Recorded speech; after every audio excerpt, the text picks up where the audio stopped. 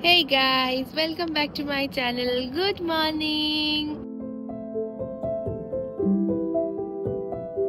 রাস্তা দিয়ে এখন আমরা আজকে বেরিয়ে পড়েছি উইকেন্ডে ইংল্যান্ডের একটা ছোট্ট জায়গায় ঘুরতে যাচ্ছি আজকে। জায়গাটার নাম হচ্ছে রেড হিল। সো চলো তোমাদেরকে দেখাবো কিরকম জায়গাটা। সকাল সকাল বেশ ফ্রিজিং উইকেন্ড ঠান্ডার মধ্যে বেরিয়ে পড়েছি।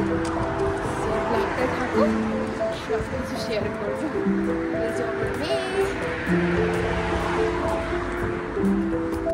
আজকে আমরা এখানে ট্রেন ধরে যাচ্ছি, মেট্রো না, মানে আন্ডারগ্রাউন্ড না, এটা হচ্ছে ট্রেন স্টেশন হাউসলো। এখান থেকে ট্রেন ধরে আজকে আমরা যাব রেড হিলে।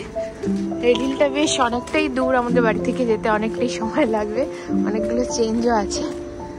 জাস্ট তোমাদেরকে দেখানোর জন্য ভিডিও করছি। দেখো সাউথ ওয়েস্টার্ন রেলওয়ে, এখান থেকে ট্রেন ছাড়ে। কি সুন্দর প্ল্যাটফর্মটা দেখো, বেশ পুরোনো টাইপের, একটু ভিন্টেজ মালটা।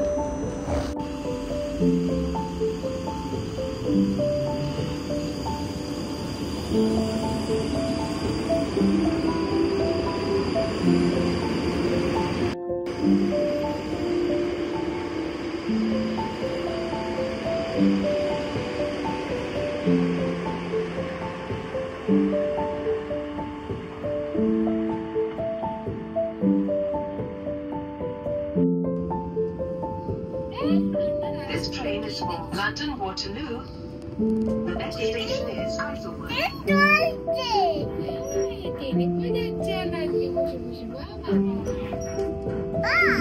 মজা আছে।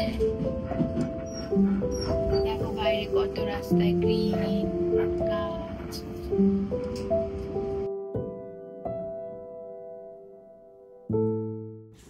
আমরা এখন ক্ল্যাফাম জংশন বলে একটা স্টেশনে এখানে নেমেছি। এখান থেকে আবার একটা স্টপেজ পরে আমরা যাব হচ্ছে ইস্ট ক্রয়ডন বলে একটা স্টেশন। সেখান থেকে নেমে বাস ধরে আমাদেরকে রেড হিল যেতে হবে। তো এটা অনেক বড় একটা জাংশন স্টেশন, আর এখানে সমস্ত স্টেশনে এরকম লিফট সার্ভিস আছে বলেই দেখো বাচ্চাদেরকে নিয়ে যাওয়াটা অনেক সুবিধে। ইন্ডিয়াতেও এখন অনেক জায়গায় এরকম লিফট সার্ভিস চালু হয়েছে, বাট সব জায়গায় সব স্টেশনে এটা থাকে না। বাট এখানে কিন্তু মোটামুটি সব স্টেশনে এরকম বাচ্চাদের স্ট্রলার নিয়ে যাওয়ার ব্যবস্থাটা খুব সুবিধাজনক, তাই জন্য ট্রেনে করে যাতায়াত করাটা অনেক বেশি ইজি। তো আমরা এখন ক্ল্যাফাম জংশনের অন্য একটা প্ল্যাটফর্মে চলে এসেছি, যেখান থেকে ট্রেনটা ছাড়বে। জাস্ট একটা স্টপেজ পরেই ইস্ট ক্রয়ডনে আমরা এখন নেমে গেছি। ইস্ট ক্রয়ডনের জায়গাটায় নেমে কিন্তু আমার বেশ ব্যাঙ্গালোরের মতো ফিল হচ্ছিল। এখানে বেশ স্টেশনের বাইরেই বড় বড় বিল্ডিং রয়েছে এবং বেশ পশ লাগছিল। বাট এই জায়গাটাতে নাকি খুব ফোন স্ন্যাচিং হয়। অর্পণ এখানে নামতেই আমাকে খুব সাবধান করে দিয়েছিল, এবং গুগল করলেও তোমরা এটা দেখতে পারবে। বাট জায়গাটা আমার কিন্তু খুব ভালো লাগছে। আমরা এখন এখান থেকে আবার বাস ধরে যাব। সো বাসের জন্য আমরা এখন এগোচ্ছি। আমি জানি না কেন এত সুন্দর একটা জায়গাকে লন্ডনের মোস্ট ডেঞ্জারাস জায়গা বলা হয়। এখানে প্রচুর ফোন চুরি হয়, তাই জন্য এই জায়গাতে খুব সাবধানে চলাফেরা করতে বলা হয়। এখানে দেখো কীরকম ট্রেন থেকে নেমেই সামনেই তোমার ট্রাম সার্ভিস রয়েছে। সো শহরের মধ্যে ট্রামে করে যাতায়াত করা যায়। এটা কিন্তু লন্ডনের অন্য কোনো জায়গায় আমি এখনও অবধি দেখিনি। এখানেই দেখলাম এরকম ওপেন ট্রাম সার্ভিস আছে, খুব ভালো লাগছিল। জায়গাটাতে এসে হেঁটে যেটুকু যাচ্ছিলাম তাতে তো আমার ভীষণ পছন্দ হয়েছিল। বাট আমি এখানে দেখেছি নিউজে, এবং যদি লন্ডনের মোস্ট ডেঞ্জারাস প্লেস সার্চ করা হয় তার মধ্যে এই জায়গাটার নাম আসে। তবে এখান থেকে বাস ধরে এখন আমরা ডাইরেক্ট চলে যাব রেড হিলে। এই বাসটাতে 40 মিনিটস সময় লাগবে, তারপরে আমরা রেড হিলে পৌঁছে যাব।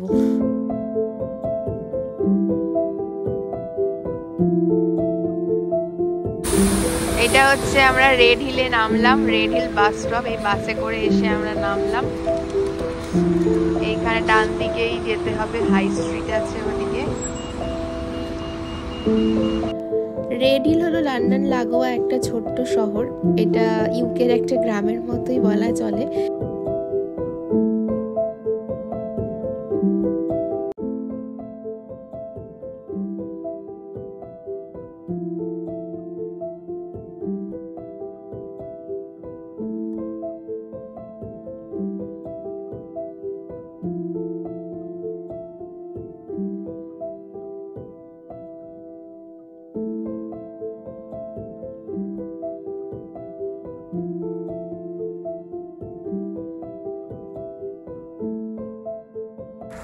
এটা বেশ একটা হিলি হিলি টাইপের এরিয়া আর বেশ ঠান্ডা, নামই তো রেড হিল। সো এখানটায় এসে ভাইবসটা না পাওয়া যাচ্ছে যে ইউকে সেই একটা টিপিক্যাল যে ভাইবসকে আমরা লন্ডন শহর থেকে মিস করি, এখানে সেটা রয়েছে। নিস্তব্ধতা, একটা সুন্দর চারদিকে বাড়িঘরগুলো দেখো কি সুন্দর দেখাই, এই দেখো বেশ সুন্দর লাগছে। এখান থেকে ওয়াক করেও বেশ ভালো ফিল হচ্ছে। এই দেখো দূরে পাহাড় দেখা যাচ্ছে।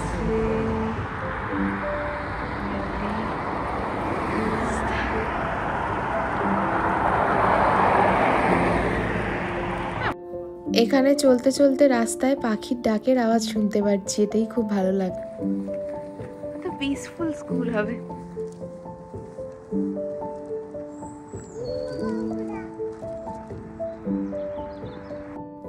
এখানে রাস্তাঘাটগুলো কত ফাঁকা দেখো, লোকজনই নেই, একদম ফাঁকা রাস্তাঘাট।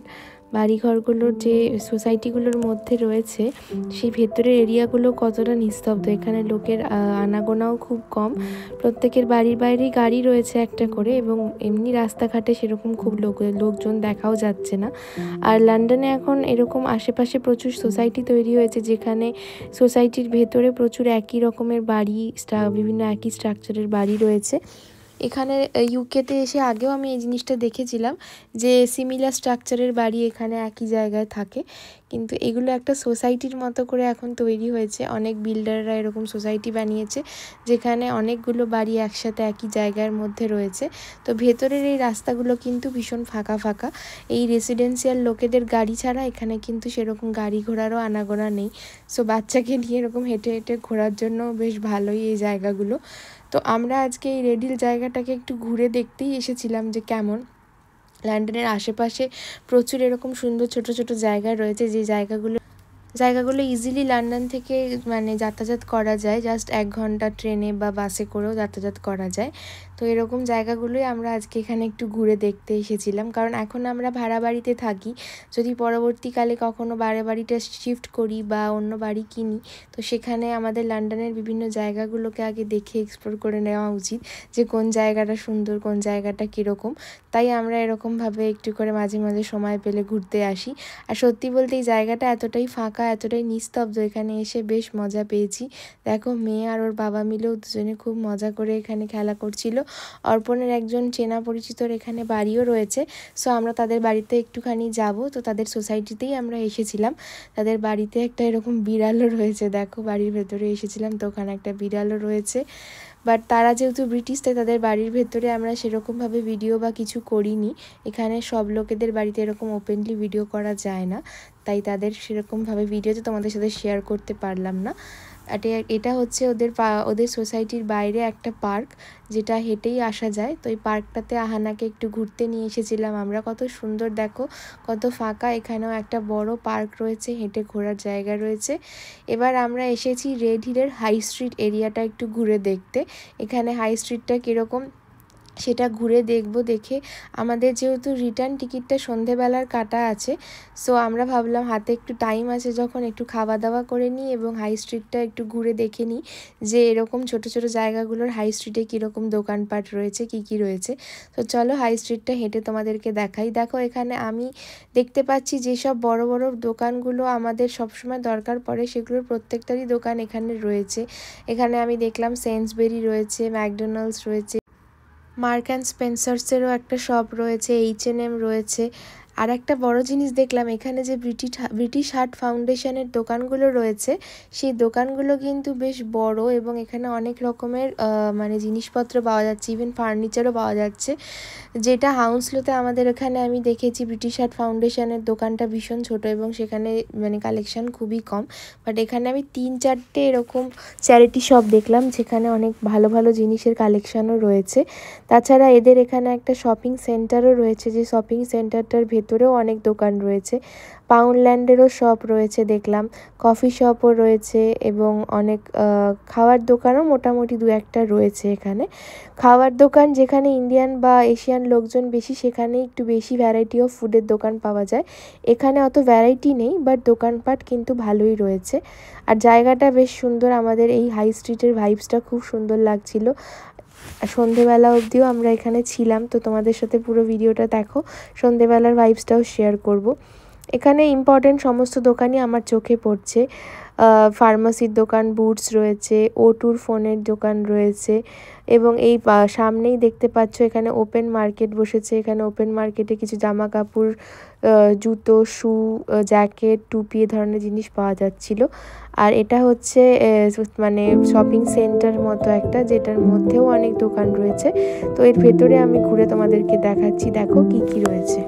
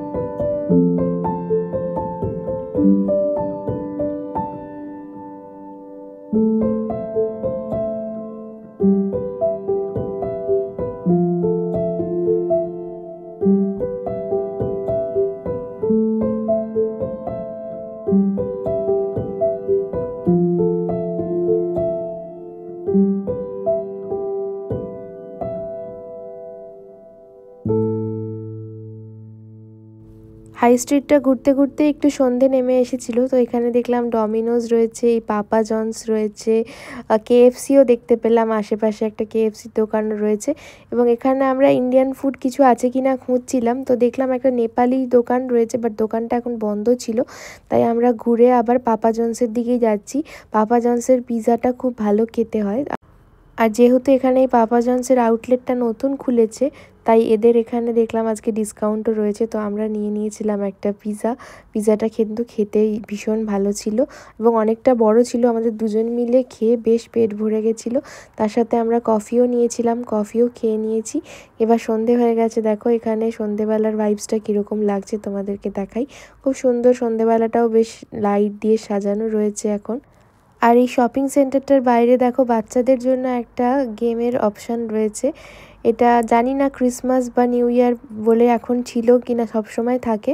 আমরা তো নিউ ইয়ার পার করেই এসেছি, তবুও এখন এখানে আছে। আমার মনে হলো এটা অল টাইমই থাকে, এরকম ছোট টয় ট্রেনের মতো, যেটাতে করে বাচ্চাদেরকে এন্টারটেন করানো যেতে পারে। বেশ ভালো ব্যবস্থা এখানটাতে। এবং এখান থেকে ঘুরে এবার আমরা বাড়ির জন্য রওনা দেব।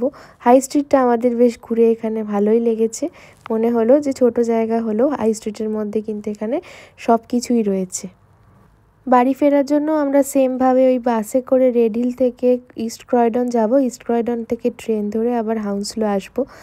আজকে ভীষণ ঠান্ডা এখানে, আজকে -1 ডিগ্রি টেম্পারেচার আজকে, এবং বাইরে দিয়ে হাঁটতে ভীষণ ঠান্ডা লাগছিল। ভাগ্যিস গ্লাভস টাভস সবই ছিল আমাদের কাছে, বাট এত ঠান্ডা, রাস্তার মধ্যে যে জলগুলো কোথাও পড়েছে সেগুলোও দেখছি ফ্রোজেন হয়ে গেছে। শুধু আজকে বৃষ্টি হলেই স্নোফল হওয়ার চান্স আছে, বাট এখনও কোথাও বৃষ্টি হয়নি, তাই আমরা সারাদিনে কোনো স্নোফল পাইনি। তো চলে এসেছি এখন স্টেশনে ওয়েট করছি ট্রেন এলে। এবার ট্রেন ধরে আমরা চলে যাব হাউন্সলোতে। ও মাই গড, দেখো জাস্ট ট্রেন থেকে নেমেছি আমরা হাউন্সলোতে। হেঁটে হেঁটে আমাদের স্টেশন থেকে বাড়ি যেতে প্রায় 10 মিনিট সময় লাগবে। আর এই রাস্তার মাঝেই এখন নেমেছে বৃষ্টি এবং হচ্ছে স্নোফল। তোমরা ভালো করে লক্ষ্য করো, দেখো মাটিতে দেখলে বুঝতে পারবে না, সেজন্য উপরের দিকে আমি তোমাদেরকে দেখাচ্ছি। স্নো পড়ছে, কারণ যতক্ষণে মাটির মধ্যে এসে পড়ছে ততক্ষণে সেটা জল হয়ে যাচ্ছে, বাট ওপরে যখন পড়ছে তখন স্নো হয়েই কিন্তু পড়ছে। আর এটা 2025-এর প্রথম স্নোফল লন্ডনে। এখন আমরা রাস্তা দিয়ে হেঁটে হেঁটে স্নোফলের মধ্যে আজকে বাড়ি যাচ্ছি। আমার তো ভীষণ মজা লাগছে এবং আমার মেয়েও স্ট্রলারে বসে বেশ মজা করে দেখতে দেখতে যাচ্ছে। আর ওর বাবা একটু তাড়াতাড়ি হেঁটে যাচ্ছে, কারণ বেশ ঠান্ডা এবং স্নোফল হচ্ছে, তাই জন্য মেয়েকে নিয়ে তাড়াতাড়ি পা চালিয়ে এগিয়ে চলেছে। এবং আমি এই ভিডিও করতে করতে চলে এসেছি বাড়িতে বসে এবার আমরা আনন্দ করে স্নোফলটাকে এনজয় করতে পারছি, কারণ ঘরের মধ্যে হিটার চলে, ঘরের ভেতরে বসে স্নোফল দেখতে কিন্তু অসুবিধা হয় না। বাইরে ভীষণ ঠান্ডা ছিল এবং ভিজেও যাচ্ছিলাম আমরা, সেই জন্য আমরা তাড়াতাড়ি করে বাড়ি চলে এসেছি। এবং মেয়ে বাড়িতে এসেও কিন্তু ভীষণ মজা করে স্নোফলটা